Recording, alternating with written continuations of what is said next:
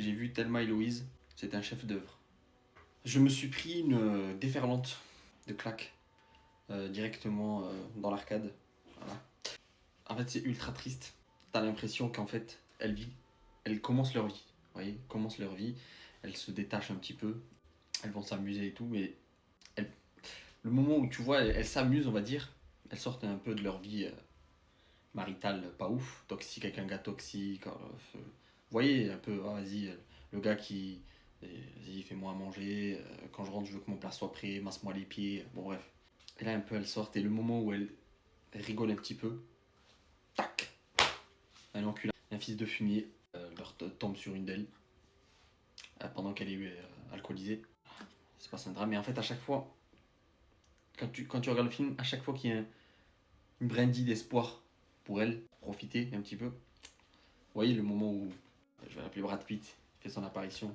Et elle kiffe trop sa vie, c'est magnifique, et c'est un petit espoir. En fait, la pauvre, elle a tellement rien dans sa vie, on va dire, elle a pas tellement de bonheur, que le moment où elle rencontre le garçon, elle va même pas se demander est-ce que je dois lui faire confiance ou pas, c'est elle y va direct, elle fonce. Parce qu'elle voit un petit peu, elle dit à un moment qu'elle le rencontre, elle dit tu vois pas comme il est poli ou quoi? Regarde comme il est poli. Et ça, c'est la normalité. Elle lui fait confiance et boum, il passe la nuit avec elle et il lui a volé son argent. Mais même sur la route, elle tombe sur un enculé dans un camion qui tire la langue. Bon, vous voyez où il va en venir le mec. Hein. En fait, ce qui est triste, c'est que ça aurait pu s'arrêter en réalité au meurtre.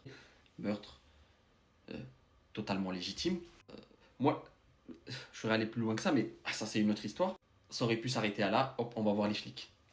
Mais malheureusement, enfin on le voit durant tout le film, elles le disent, tu peux pas prouver. Malheureusement, la justice n'est pas assez juste, on va dire, pour punir la personne qu'il faut. C'est-à-dire que comment tu veux prouver un viol ou une tentative même de viol. Surtout quand le mec tu l'as fumé quoi et qu'il n'y a pas de témoin, à part ta copine, forcément qui va plaider pour toi. Tiens, par contre, 1990, faire un film comme ça, Ridley Scott, il a dû s'attirer les foudres, hein, parce que franchement, 1990, c'est, ça, vous voyez, bah, non, 1990, c'est un peu, vous voyez le mari de Thelma. Faire un film comme ça, il y en a qui n'étaient pas contents. Hein. Franchement, il devait être comme ça. Qu'est-ce que c'est que ce film? Non, mais c'est invivable pour moi que ce soit des femmes en protagoniste. Je refuse. Non, non. Ils ont besoin de, vous savez, ils ont besoin d'un Dwayne Johnson en protagoniste, d'un mec avec des pectoraux énormes comme ça. Foncez.